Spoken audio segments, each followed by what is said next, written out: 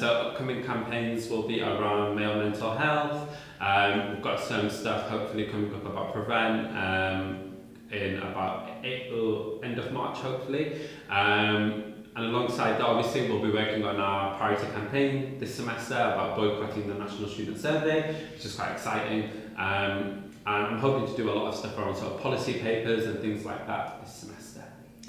This was never an investigation into NUS. This was an investigation into a foreign embassy that led to NUS, and that in itself is an issue. As far as I'm concerned, this is beyond any sort of differing of opinions or the factionalism that exists in NUS. Like the statement that we as an executive team took out was very clear. Like, we know factions exist within NUS, like people back different people in elections, like there's all sorts of different things happening. But as far as we are concerned, this is beyond that. Like, this is an active attempt to destabilise NUS whilst a higher education and research bill is making its way across Parliament. I think it's quite easy to say that something's being ineffective, etc. But then, as far as I'm concerned, I'm a bit like, but I need to know why you think it's ineffective. I need to know what's leading you to that conclusion. Like, and that was none of that was said in his statement. That he was just out and organising against the far left.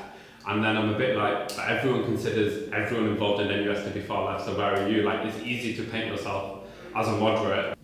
So as someone who sits on the NUS Black Students Committee and has been active in the organisation for about a year now, I'd say. I absolutely endorse that. The organisation has seriously failed not only the NUS Black Students campaign, the volunteers, the full-time officers and the staff within the organisation. I personally know of so many full-time officers across the country who are struggling so much because of what they are facing on their campuses. Like, some are facing like hostility, some are facing things within their organisations, and some are facing like sustained attacks and things like that. So I think, I mean, going into the BDS discussion at Senate, everyone knew it was going to be a very emotional conversation. There were Palestinian students who spoke for it, and there were Jewish students who spoke against it, and in the end of the day, people in that room were going to have to make were either going to have to vote or abstain or decide what they wanted to do.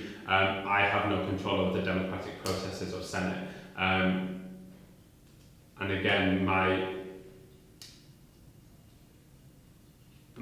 only thing was that I just wanted to ensure that the people in the room felt confident that they were able to have an opinion on the matter. Yeah, definitely. So I know that there's been conversations being had with students who were in the room on that day to ensure that, you know, that the union remains an open space for everyone. And that's just something we're going to have to sort of take forward and try and make sure that the union does remain an accessible and inclusive space. Yeah, I think anti-Semitism is an issue. Like, it's an issue. Jewish students are saying it's an issue. Specifically in student politics, though, obviously the Home Affairs Select Committee said that it was an issue that's not been taken seriously enough within student politics. And do you think like more could be done by the NUS to kind of take it more seriously? I think there is a lot being done, and you know, if people want to see more being done, then I hope they're making their views known. So I think specifically, I campaigned on 3 different campuses for student unions to remain affiliated to NUS. Those were Warwick, Essex and Nottingham.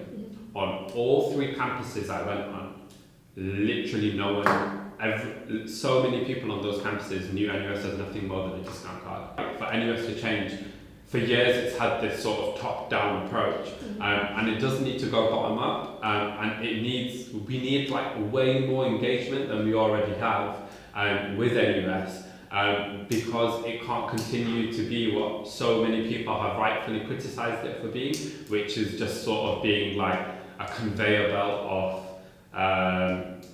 certain factions of the Labour Party or certain factions of student politics to like churn them out into the House of Commons or into different organisations.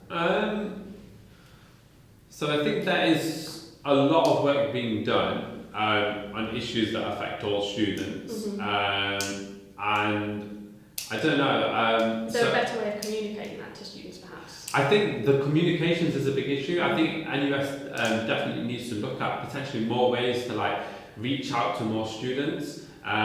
because they do have more wins and things like that than we expect. Not only in terms of like amendments to government policy, but also like through alliances being made with new organisations and things like that. And there needs to be a better way of communicating that to members. We've lost so much, like we lost 3K fees, like we've lost so many battles in the last few years, and it can't continuously be this battle of factions and things like that. Like there just needs to be a genuine commitment to work bottoms up, because top down has just failed in every way. As a member of the executive team, not only are you a student representative to the university, but the opportunities that you get are fantastic. Like you're also a trustee of this organisation, and you sit on the governing body for a multi-million-pound charity and an iconic music venue like Manchester Academy. Your presence in the city is only going to get larger with devolution happening. Like it's such an exciting time to think about taking a leadership role within an organisation like this, like a lobbying force. I mean, if there's one tip that I've given to anyone that's planning, like that's spoken to me about standing for Diversity Officer, is if you're thinking this is going to be a nice break, or if you think this is going to be a nice sort of chance to think about what you want to do over the next few years and a nice sort of break from it all, I cannot say how much it is the complete opposite.